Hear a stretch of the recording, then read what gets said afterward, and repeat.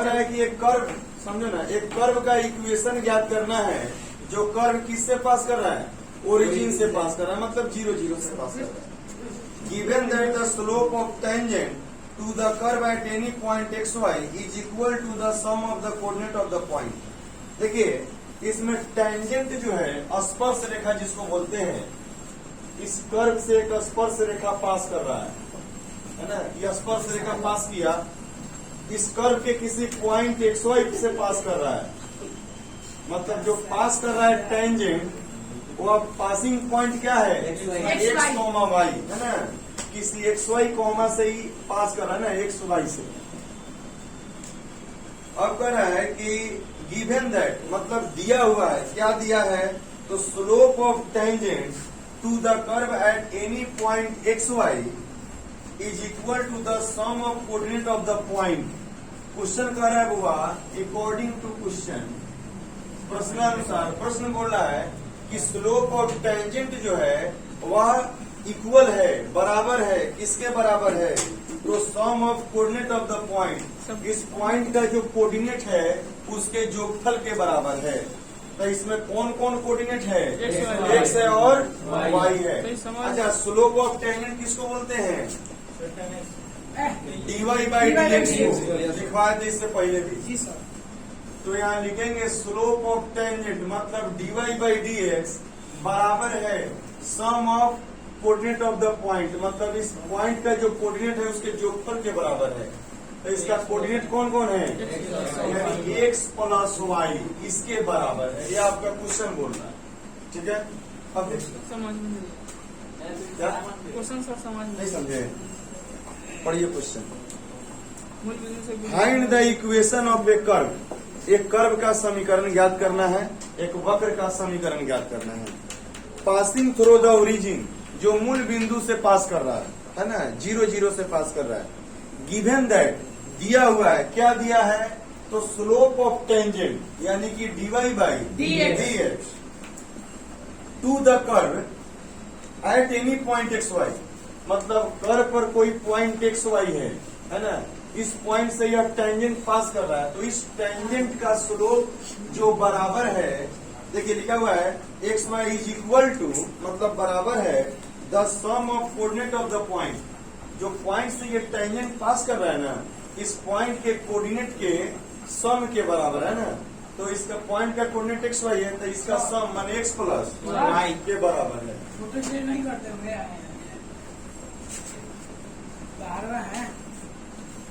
D y by d x, तो समझ गए हैं, स्लोप ऑफ टेंजेंट उस पॉइंट के कोऑर्डिनेट के जोगफल के बराबर है। यही आपका क्वेश्चन कर रहा है।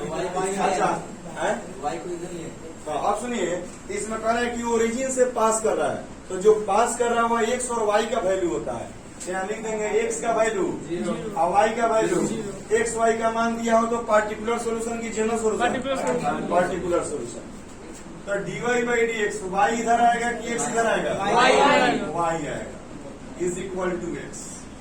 इसलिए अब यहाँ से पी का वैल्यू -1 कॉमा क्यू का वैल्यू X, इसलिए इंटीग्रेटिंग फैक्टर ई का पावर -1 इंटू डी एक्स, ई का पावर -1 का -x, क्या, तो इंटीग्रेटिंग फैक्टर निकल गया। नाउ रिक्वायर्ड सॉल्यूशन, तो y गुना इंटीग्रेटिंग फैक्टर बराबर इंटीग्रेशन ऑफ क्यू, क्यू का मतलब x into integrating factor dx plus C, तो y इंटू ई का power -x, Q dot v में बनेगा, x को बाहर करेंगे, e का पावर -x का integration minus integration post integration, e का पावर -x इंटू dx और x का डिफरेंशिएशन गुना dx प्लस सी, तो y इंटू ई का पावर -x, ई का पावर -x का माइनस ई का पावर -x माइनस इंटीग्रेशन, फिर ई का पावर -x का माइनस ई का पावर -x, dx कट गया into dx plus y into E का पावर -x बराबर -x इंटू ई का power -x minus minus plus E का power -x dx plus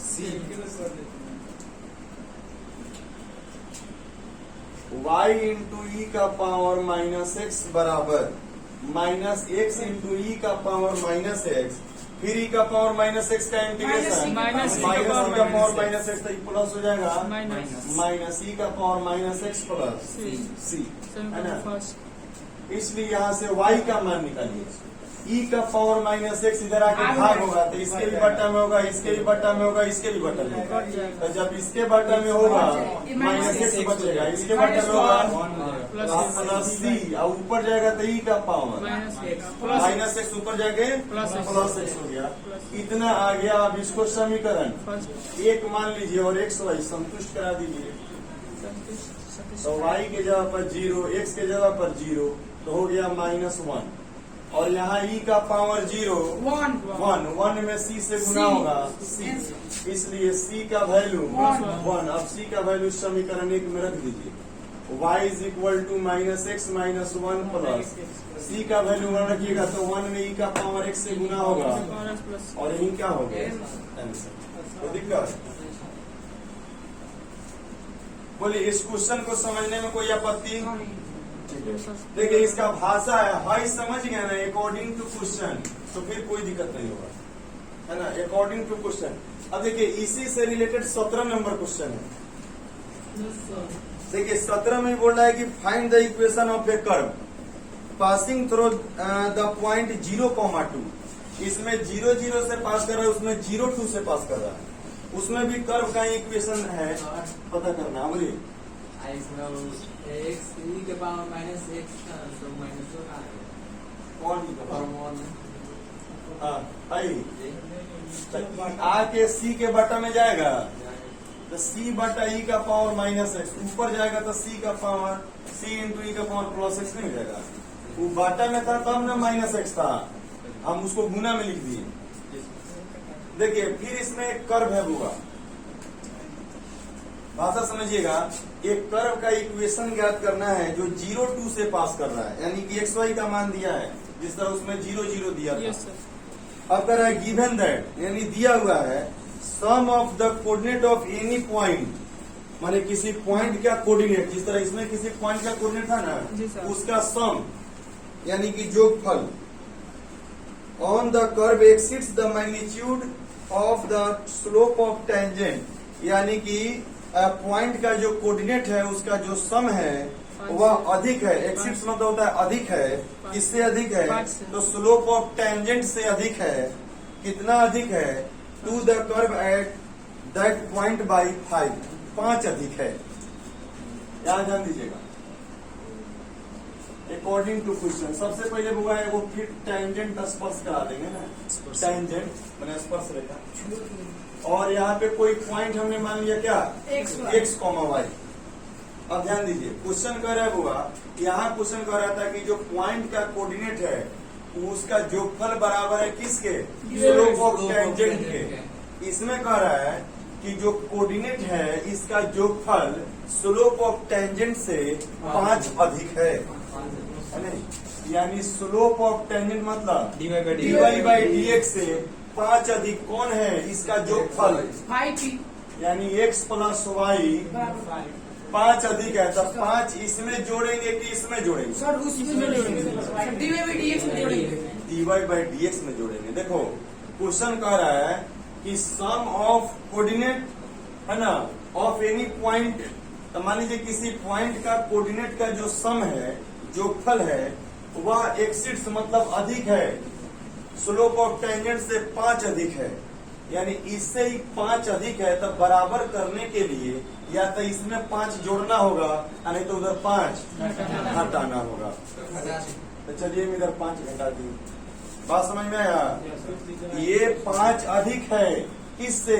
slope of tangent से ही 5 अधिक है, तब 5 घटा दिए तो दोनों आपस में क्या हो गया? बराबर हो गया। उसके बाद x का मान 0 और y का मान 2 दिया हुआ है। बस इतना ही क्वेश्चन है आपका, इतना तो कोई दिक्कत। इसलिए dy बाई dx, अब स्टैंडर्ड फॉर्म में लाने के लिए y को इधर लाना होगा, तब माइनस वाई, इधर क्या बच गया? x -5 बच गया। अब यहाँ से आप लिख सकते हैं P का वैल्यू -1 है, Q का वैल्यू x माइनस 5, इसलिए इंटीग्रेटिंग फैक्टर e का पावर इंटीग्रेशन -1 गुना dx e का पावर -x। फिर Now, वैसा ही बोलिए सर ये लाइट दिखाई दे रही रिक्वायर्ड सॉल्यूशन y गुना इंटीग्रेटिंग फैक्टर यानी e का पावर -x बराबर इंटीग्रेशन q का मतलब X x minus 5 into E का power -x into dx plus c, y into E का पावर -x। फिर वो u डॉट v में टूटेगा, x माइनस 5 को बाहर करेंगे, e का पावर -x का integration minus integration cos integration e का पावर -x dx और x माइनस 5 का differentiation into dx plus c, y into E का पावर -x, इसका इंटीग्रेशन का हो जाएगा माइनस -e का पावर -x, तो माइनस पहले लिख लीजिए, फिर e का पावर -x का प्लस माइनस e का पावर -x, तो इसको डायरेक्ट प्लस लिख का लीजिए, पावर माइनस और x का 1 5 का 0 into dx dx plus c y into E का पावर -x बराबर minus x minus 5 into E का पावर माइनस -x। 6 देखो 1 में से 0 घटाएंगे तो 1 में इतना से गुना होगा उतना आएगा। तो इतना ही आएगा e के power minus x into dx plus c।